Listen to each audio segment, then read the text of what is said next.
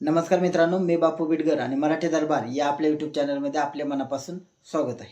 तर बघा, ॲग्रीस्टॅकवरती प्रत्येक शेतकऱ्याने आपली नोंदणी केली पाहिजे अशा प्रकारचं जे काही केंद्र शासनाने असेल ते सांगितलेलं आहे आणि त्या माध्यमातून बऱ्याच मोठ्या प्रमाणामध्ये ॲग्रीस्टॅकवरती शेतकऱ्यांनी नोंदणी देखील केलेली आहे.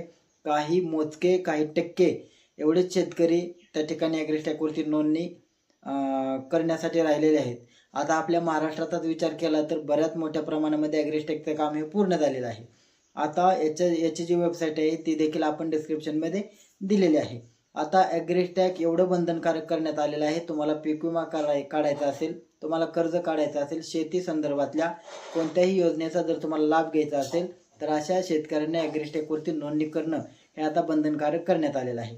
त्याच्यामुळे ॲग्रीस्टॅकवर नेमके वेळोवेळी होणारे बदल देखील आपण या माध्यमातून शेतकऱ्यांना सांगत असतो. आता ॲग्रीस्टॅकचे जे काय पोर्टल आहे त्याच्यावरती एक नवीन ऑप्शन हा त्या ठिकाणी आलेला आहे आणि त्याच ऑप्शन संदर्भात आज आपण ही माहिती पाहणार आहोत.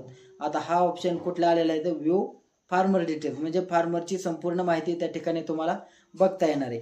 तर हा जो बदल आहे तो झालेला आहे आणि या बदलाच्या माध्यमातून आपण नेमकं कोणती माहिती पाहू शकतो हेच आपण या व्हिडिओच्या माध्यमातून पाहणार आहोत. चला तर मग मित्रांनो व्हिडिओला सुरुवात करूया.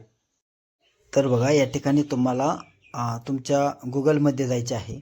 आता गुगलमध्ये गेल्यानंतर www.agristech.mhfr.com अशा पद्धतीचे वेबसाईट टाकायचे आहे. तुम्हाला डिस्क्रिप्शनमध्ये देखील आपण ती वेबसाईट दिलेली आहे. महाराष्ट्र फार्मर रजिस्ट्री असं ती वेबसाईट ओपन केल्यानंतर तुमच्यासमोर दिसणार आहे. त्याला क्लिक केल्यानंतर पहा तुमच्यासमोर एक अशा पद्धतीचं होमपेज ओपन होणार आहे.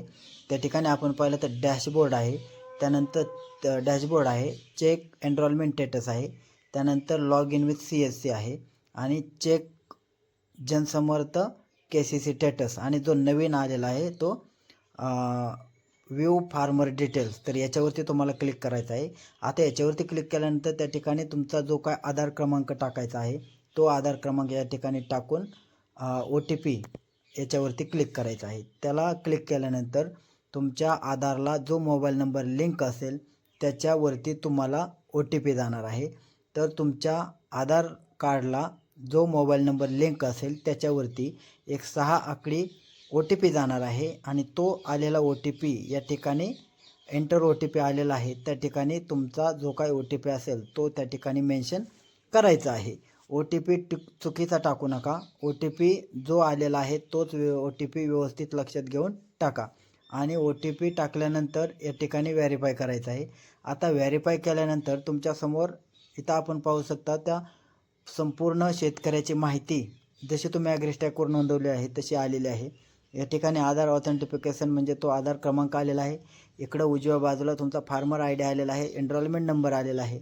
त्या ठिकाणी खाली आलं तर तुमचा कॉन्टॅक्ट देखील आलेला आहे.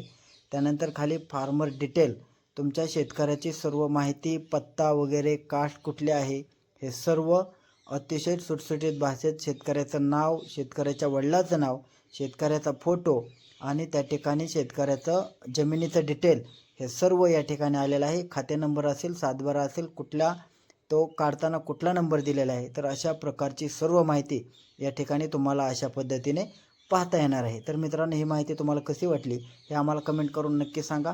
धन्यवाद.